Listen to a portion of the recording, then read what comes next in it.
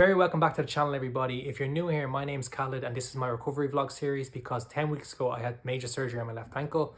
In today's update, I'm going to get into the specifics of my second physiotherapy session, the exercise I got, how I'm dealing with pain and chronic stiffness, and also how I've balanced my recovery with getting back to a sense of normality with work, the gym, certain activities and so on over weeks 8 to 10. So let's dive in. So week 8 marked my second physiotherapy session with Kieran, where my primary goal remains the same.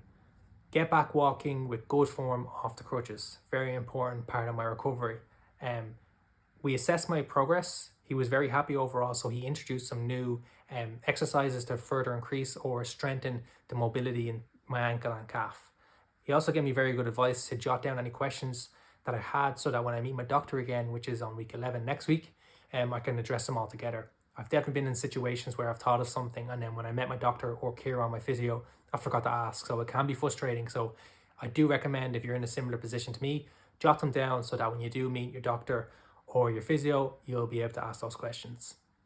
So this first exercise is building on from the last one. I've now shifted from both feet to just one foot, which is my left, to build up that strength and stability. I'm doing this one 3 times a day, 2 sets of 6 reps for about 5 to 10 second holds. I've made really good progress here. I'm up to about 10 second holds, and I also feel I can lift up higher onto my toes, flexing my foot and engaging my calf more. And comparing footage from last week, you can see how little my foot used to lift off compared to now. So yeah, I've made really good progress. So exercise 2 is a simple yet crucial exercise to rebuild strength in that tibialis muscle. It's a key muscle for ankle stability when walking.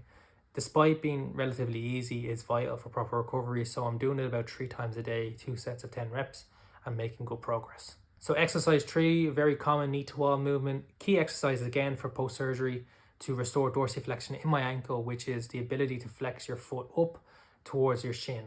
The key is bending my knee over my toes, which has been impossible post-operation through stiffness. I've introduced this exercise with my toes flush against the wall, as you can see here, and my knee barely touching the surface of the wall. Clearly no range, it's very tough. A lot of stiffness and aggravated pain at the front of my ankle when performing the movement. Doing this one again 3 times a day for about 12 to 15 reps. I don't want to overdo it this early on for obvious reasons. So I have progressed on it. I can get my knees about 1 inch over my toes now with minimum pain, but it really depends on the time of day. Stiffness plays a part here, and there's times throughout the day where I can't actually move my knee over my toes at all, so it's very frustrating one, to be honest. And then looking at this video, I find it very hard at times to look at my leg. Clearly it's still in a state of trauma post-operation, but it's getting better. It's just really hard to look at. Fourth exercise, Kieran wanted me to gradually build strength in my peroneus brevis tendon again through an eversion exercise. This is vital to build strength through compression before I start inversion exercises, which will actually stretch the tendon, and it's too early for that. I'm doing this exercise twice a day for 20 reps in the morning and at nighttime. Simple enough. I'm just lifting or engaging my muscle against gravity and making good progress with it. I'm also continuing with my foot or toe exercises to further increase that stability and strength in my foot. I'm doing them about 3 weeks now and I've definitely come a long way. They're very boring to do, but as you can see in this video, look where I was 3 weeks ago to where I am today. They're obviously super important, so it's important to stay motivated and keep doing them. To be honest, I'm doing all the exercises about 4 or 5 times a day for the last, 3 or 4 weeks now. So it can be very difficult to stay motivated. That's why I'm videoing myself, to try show myself that, I am making progress on them, because, it could be 6 p.m. and you need to do another 2 rounds of your exercises, and trying to stay motivated can be hard. So if you do document, your exercises, your range of motion on a weekly basis, it can definitely help you stay motivated throughout all of your recovery. Regarding my walking, now that I'm out of the boot, I am doing the majority of my walking indoors with runners or barefoot without any crutches, which is a great achievement for 8 or 9 weeks post-surgery, although I do have a small limp because of the stiffness. Outside, I have progressed to 1 crutch, doing about 10-15 minutes every day just to try build up that strength and confidence with walking. When I'm in the gym though, I do use 2 crutches, because after that second session with Kieran, I actually went to the gym and I used 1 crutch, and by the time my session was over, I was very tired and I had a lot of pain in my ankle, so I think I'll be holding off on that for now. On top of that, because I do have stiffness in my ankle, I'm walking quite slow, so bringing 2 crutches around has pros and cons. The pros being that it allows me to get around a lot quicker, so I think I'll be bringing them around with me for the next few weeks anyway. So that's it for the exercise and walking in weeks 8 to 10. Definitely making a lot of progress, but there is still the challenges of pain and stiffness. I've noticed a pattern as well. In the mornings, I wake up with severe stiffness and a bit of pain. So it's kind of hard to walk without the crutches for the first, say, 20 or 30 minutes of when I wake up. Same time in the evening, and when I rest after having dinner on the couch or whatever, I get up and I have a lot of pain, stiffness spikes, and it's near impossible to not be reaching for my crutches. Then if I do my contrast therapy or my exercises, I feel like I'm freely able to move around because there's blood pumping into the ankle and calf. So it depends really on the time of day of when I'm more restricted and when I'm more free to be able to move around. So it's quite frustrating. Also, there's certain times of the day where my lower leg and ankle and foot are very cold. Then there's other times of the day where they're very warm. So all of this stuff I'm going to discuss with my doctor next Tuesday on week 11, and I'll be sure to update you guys in the next video. Before I finish up, I wanted to kind of discuss how I'm balancing recovery with getting back to a sense of normality. As I said, I'm pretty much out of the boot. Since my last video, I think I might have used the boot once or twice over that 2-week period. So it's probably goodbye for the boot, which is a really good thing. I'm sick of it. Since my last video as well, where I discussed going out for dinner for my birthday with my girlfriend, and my foot and ankle exploded nearly by the time I got home.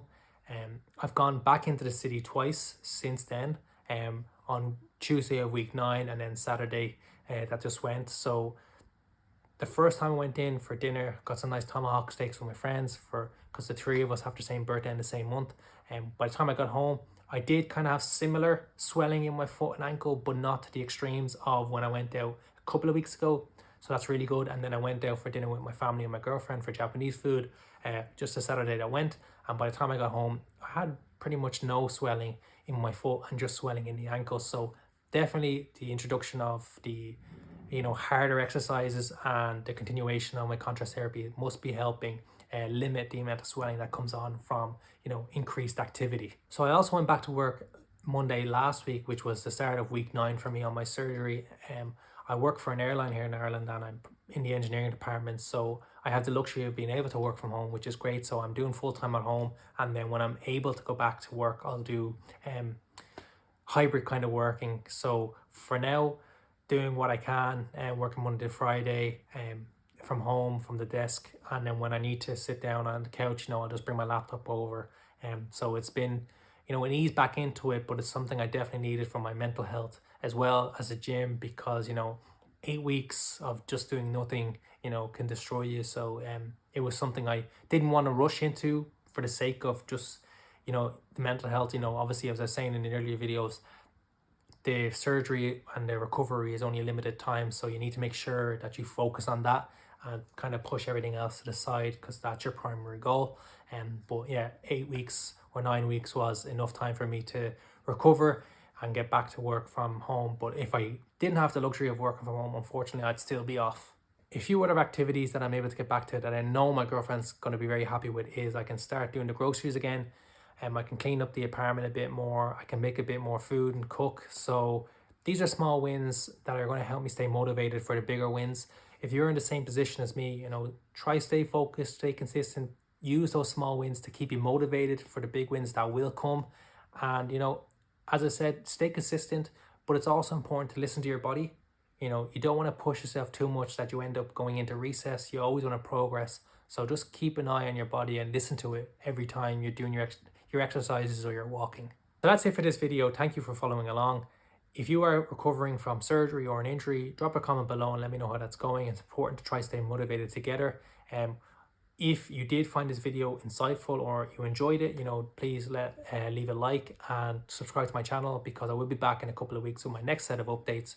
But until then, stay safe.